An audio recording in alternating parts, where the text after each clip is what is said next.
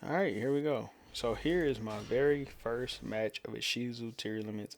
There's a lot going to happen in this match, but bear with me and don't fault me if I make any misplays. So I start off with Rhino Heart, send Sharon. Sharon is going to give me access to Kid Kalos. Then I send the Merly and then use that effect to get access to Rule Kalos.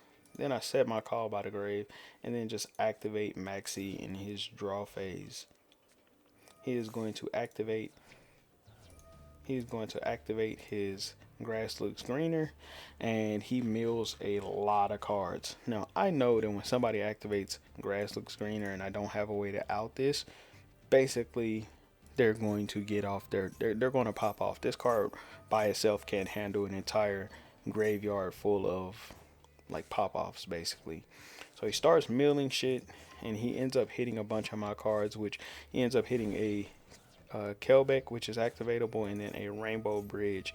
And he targets the Call by the Grave, so I just Call by the Grave his Haveness, which means me or him or neither of us will be able to get any effects off Haveness. It'll basically just be a body on the field when somebody activates. So that's how that will work. And I know that. So I can basically survive if I get that card in hand because I'll be able to quick summon it onto the field when they activate an effect. So then he goes into his Kid Kalos, and then I activate to grab my Field Spell and my Tortoise, and then I go into Draco Stapelia. So I fusion summon into Draco Stapelia, and then I'm going to negate his Kid Kalos right here so he doesn't get any further tier limits advantage, and then he goes Fallen of Albaz, which is unfortunate for me. Tributes off my Draco Stapelia to bring out his Mirror Jade. Then I'm going to use my shuffler to shuffle back some of his stuff because he was trying to get access to his Branded Fusion. So then he goes for Monster Reborn and targets King of the Skull Servant. I'm going to try to stop that as well. And now I've used up both my shufflers. So if he has another way to get that out onto the field, he absolutely can, which he does through King of the Skull Servants. Now I didn't sit there and read all of his graveyard because he's got 32 cards in his graveyard, so that's why I didn't sit there and read. Like the timer was already low on my side because I don't play this deck, so it's playing a little slow compared to how I normally play.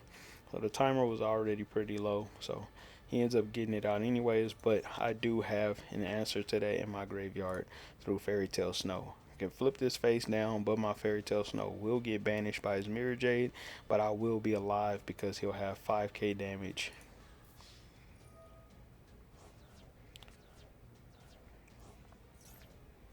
So I summon out Fairy Tale Snow.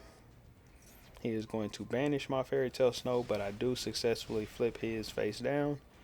And I know at this point this is game. It is over with for him. He is going to be able to get something back, but it does not matter at this point. It's GG's.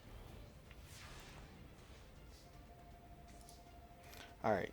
Now, if he could have actually won this game, um, if instead of sending the Titan Clad, if he had sent Albion instead, he could have set a branded in red, and then potentially went into. Uh, he could have potentially went into the other monster, the one that pops one and draw two, or pops two and draw one. He could have went into that, and then basically popped whatever I put onto the field, and then it would have kind of kept him in the game, but he didn't do that. Ends up happening. So since I had the field spell in hand, I know I get a pop, and then I have a bunch of aquas. So my goal is to go into my card that shuffles something back into the deck, my Kaleido Heart. My Kaleido Heart, when I summon it onto the field, I can target one of my opponent's monsters shuffling into the deck. That's how I'm going to get around his Mirror Jade's effect, and I can get that back into the deck. Also, his face down card will be popped by my field spell. So I already got the solution to two of his cards. And then I know that when I do something on the field, he has a card in his graveyard because I play branded Despia. I know that he has, where is it?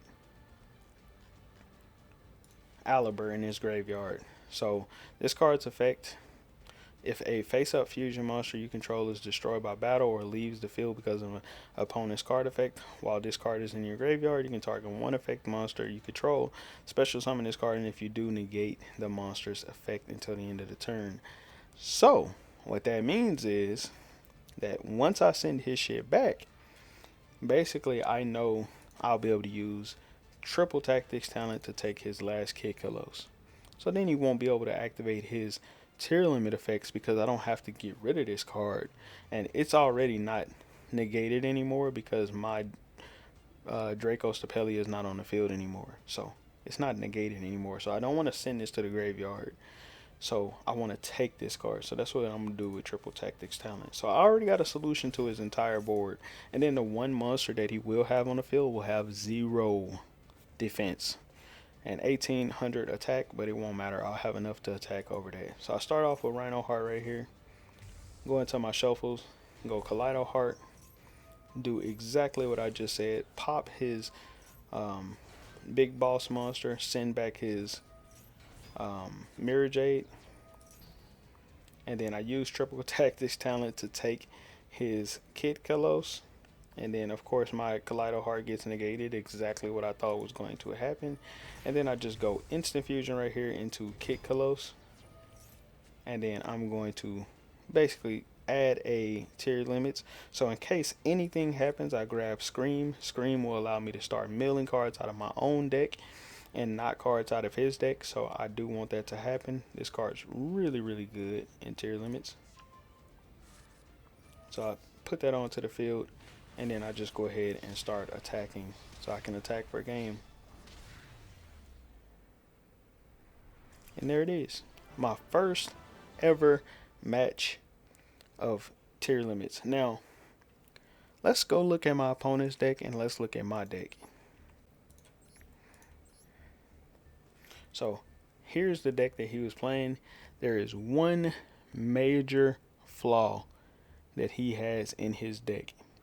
If you are going to play a mill deck that mills my deck, you should 100% have a shuffler in his deck. You don't put Kelbeck and Agito in your deck thinking that just milling, like, this is that dumbass effect where people think, like, doesn't matter what my opponent does, it's what I do. No, motherfucker, you have to be prepared for me too, because you're not only one going to be playing the game, and a lot of people think that way. They think that they're the only ones who plays the game, and that's where he fucked up. If he had put shufflers in his deck, he could have gotten rid of my Fairy Tale Snow before he brought out his King of the Skull Servants, and then I wouldn't have been able to do anything. But because he didn't have any shufflers, he fucked himself over. He made it easy, too easy for me to beat him. I OTK'd him the way he was trying to OTK me. That's the effect of people being dumbasses, making their decks, not putting any thought into anything. They're just making the decks. He's got Bigfoot. These could be 2 shufflers right here. A waste of space for him. Basically, he's got Lightning Storm. That could be a shuffler. He's got his super poly, so he can try to poly away my board. He doesn't even have any. He's got the wrong Mirror Jade targets in here. Like, he's got the Lobelian, but he doesn't have Albion in here. No branded in red. Like, this is what I would call not thinking anything through. This is a dumb created deck. He has Guardian Chimera, which is the card that I was talking about. But his deck is poorly constructed. He's got El Shaddai Winda, but of course his El Shaddai Winda, like, he didn't summon it. So, poorly constructed deck. He's got the Nether Soul Dragon. He's got a lot of dumb shit in here that doesn't really make sense. It's just like, in his brain it probably makes sense, and I would just run this at 1. You don't really need 2 of these in the deck. Maybe he just really wanted it to see it, but don't really need to. This card right here, I guess he's hoping that he hard draws this card. Whatever. And then he's wanting that 10k beat, so then that way he can get it to 10k and just attack for game. But again, that's thinking in your brain there's nothing my opponent can do. It's only what I can do. So the dumbass has to hold that L forever. Now, let's go to my deck. This is the deck that I just bodied him with. Now, this isn't the original Ishizu Tier Limits deck that I had put together. I did make some changes. Now, it's my first time ever playing Ishizu Tier Limits online. I have played it offline just to play test the deck to make sure that it's consistent and that it plays the way that I need it to play.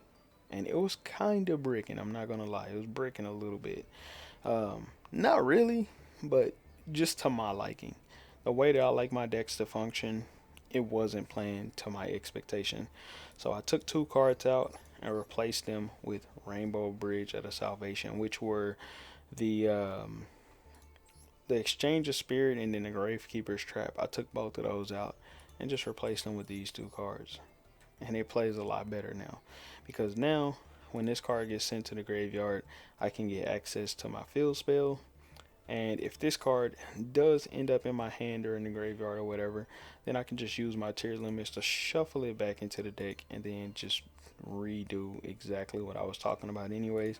Use this card effect, and then if the field spell ends up getting milled, then I just use my shufflers to put it back into the deck and then just use this to grab the field spell. So it's a whole process to all of this. But yeah, if you have any like strategies or anything that you would want to give me, or if you have any tips that can improve this deck, just let me know. I didn't see the power in this card at first because when I read it, it didn't really make sense to me, so I didn't think this was a powerful card until I started playing it. Playing it in the story mode, I haven't played it online yet. Of course, that was like y'all literally just saw my first ever Ishizu Tier Limits game. But when I was playing this in the story mode, this card is like super powerful, really good. Basically, you grab a card off your opponent's off the top of their deck, and this can be multiple interruptions at quick effect speed. Different types of interruptions that can be hard for your opponent to deal with. If you manage to grab a trap, look what the quick effect will become. And you can do multiple of these. Look, grab. You can detach up to 3 different types of materials. So that means not only just one of these, you can draw one card at any time. You can banish this card pretty much at any time until the end phase. And then you can place one card from your opponent's that your opponent controls on top of the deck, basically. So if they have a monster, you can basically put that shit on top of the deck. It's insane. It's insane how this works. And then here's the even funnier part, right? This is the even funnier part. If they have like a trap, you can put that card on top of their deck. If you know it's set on the field, you can put it on top of the deck right after they draw, and then once it goes into the standby phase, then you can attach it. Like if they have like a continuous trap, you can put it on top of the deck right after they draw a card, right before the standby phase, and then it'll attach to this card as material, and then you can detach that card. You can detach that card to then place another face-up card that they have on top of the deck. So it's like you get to do so much with this card. I didn't realize how powerful this was. And then if they have a spell on top of their deck and you randomly grab that, it's basically a draw one whenever you want. Whenever you want to draw a card, you draw a card, basically. So I think that this is pretty cool. Pretty cool effect there. And then if you have a monster, which most of the time you're going to have monsters attached to this, because when you make the card, it's got monsters attached. And then a lot of the times people play a lot of monsters in their deck. Mostly monsters and spells. So you'll be drawing a lot of cards and then also attaching a lot of monsters. So yeah, so super powerful, super powerful card. I didn't realize how powerful that was until I started playing it. I think it's kind of hard to get Baron de Flor out, but when you do get it out, it's powerful, and I like playing it. Baguska and Abyss Dweller. Um, I haven't really went into either of these two while I was playing, but I did go into this one just to see how it plays. But I do know Abyss Dweller is probably a better level 4 to go into in the beginning of the game rather than going into this one, because if you see they're playing Ishizu tier limits, and you already had this on the field, you can pretty much stop them from being able to make their plays. So very powerful card. So yeah, I have used Dark, but I'm still not 100% sure how all of these links work in this deck. Maybe I'll change some of these and put some more powerful links in here that can kind of facilitate this deck a little bit better. Because as of right now, I don't fully understand. I might actually take these out and put um, Zero Boros in here. I might actually put Zero Boros in here because it's, where is it? This card right here. Topologic Zero Boros. Because I don't know. Something about this card right here just tells me that it's like super powerful. And being able to basically Zeus your opponent's field is like insanely powerful to me for some reason. Just, it's basically like a Zeus. Just wipe the board, and you banish everything. It gains a crazy amount of attack, and then you just attack for game.